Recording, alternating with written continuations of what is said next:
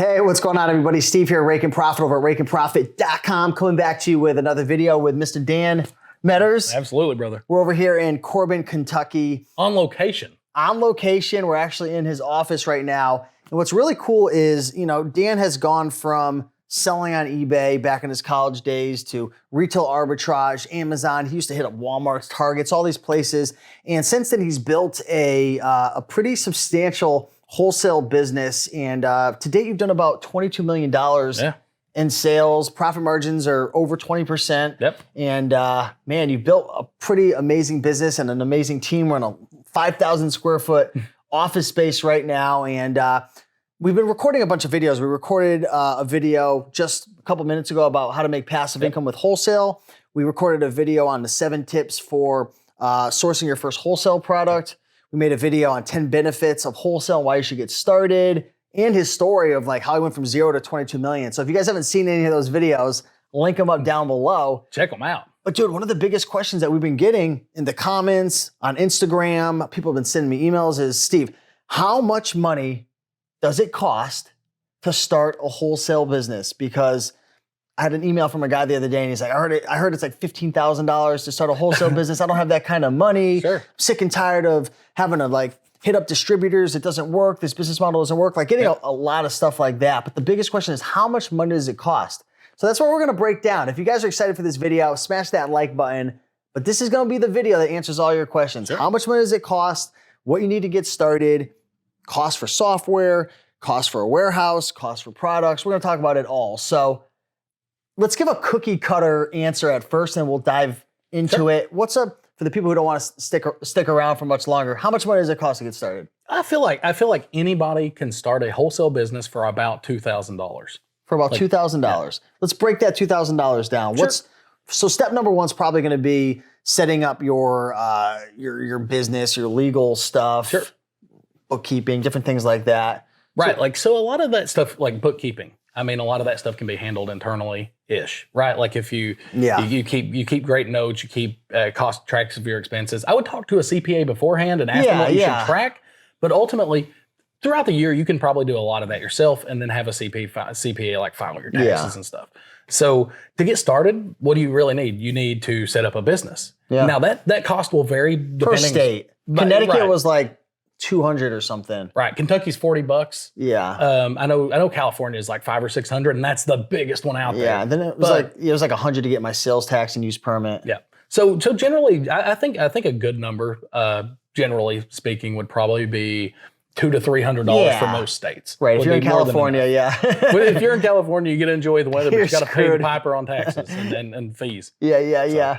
Okay. So that's the first kind of step right there. After that would probably be, would you say software or product sourcing would be first? Oh, for sure, products. I mean, for us, like whenever we get started, whenever we're thinking about getting started, the number one myth is that, it takes a lot of money. Like, these I hear it all the time. Initial orders are outlandish. The vast majority of companies that we contact have initial orders of $250 to $500. Really, that little? Right. Oh, wow. So when you think of it from that perspective, like, let's say we started with that $2,000 budget. We spent $200 forming our business. We got $1,800 left. If you're looking at a business or you're contacting a business, they have a minimum order of $250. That leaves you quite a bit of flexibility to place a bigger order, to place other orders. Like you still have it well within your budget to be able to get started. So, product cost is easily your most significant portion, or it should be when you get started. If you're spending money on other stuff, I feel like you should potentially dial back to just the bare minimum that you need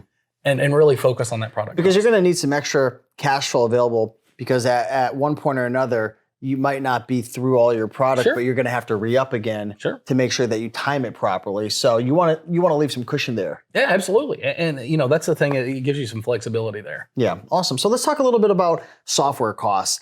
I made a video about this a while ago. It wasn't about wholesale, but it was just in general.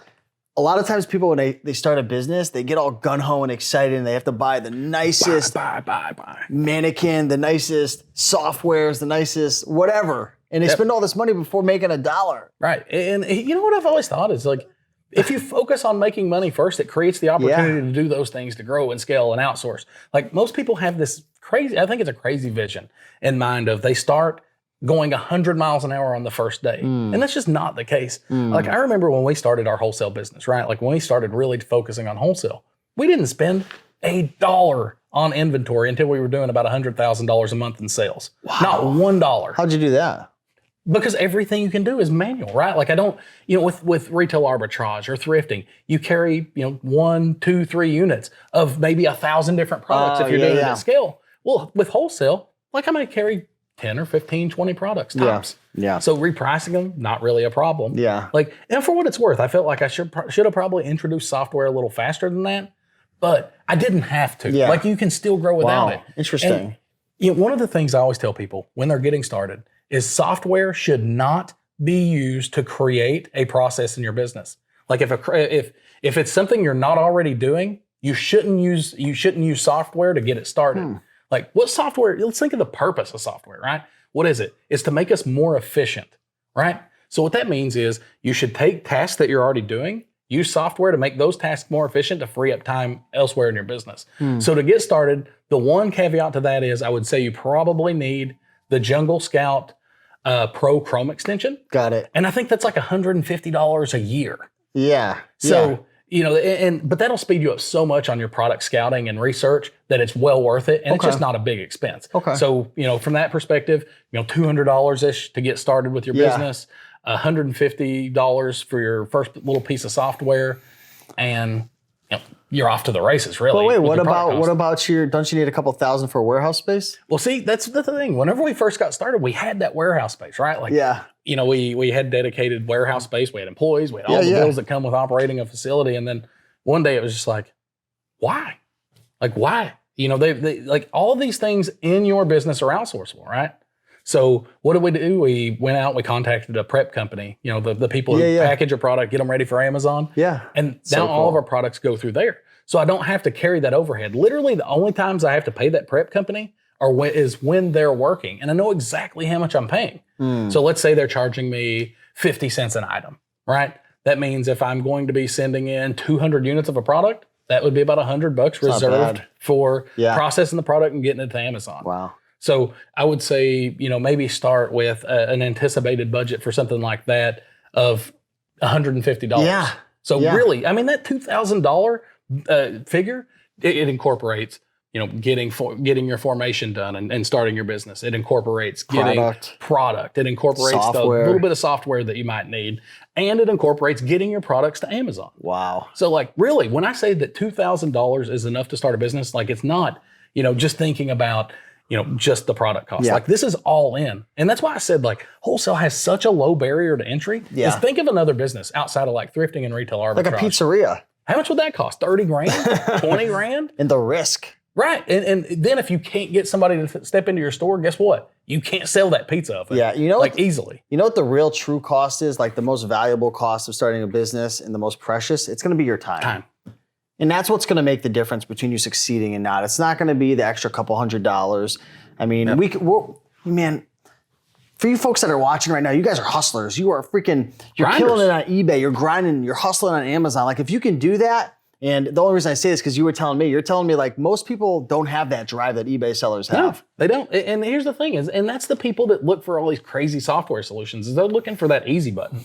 You know what those people need? They need a little bit of that eBay hustler grinder attitude because those are the people that get stuff done. Yeah. And they get it done on the cheap because they're scrappy. Yeah. And that's what it takes to be successful in business. It takes being able to find solutions on the cheap and make money. Exactly. If you can make money, you can make a business. Exactly. So if you guys enjoyed this video, do us a big favor, like, comment, and subscribe. If you want to learn more about getting started with wholesale and how to source your first products, Dan has a couple free guides. You want to tell them about that? Yeah, absolutely. So below the video, we've attached the Wholesale Sourcing 101 guide. Yeah. And what that is it's a guide that literally walks you through step by step on how our model works. So it's like that overview. So you can think of, how we look for products, how we acquire products, how we ship them into Amazon, and then that engine of repeating the processes, right?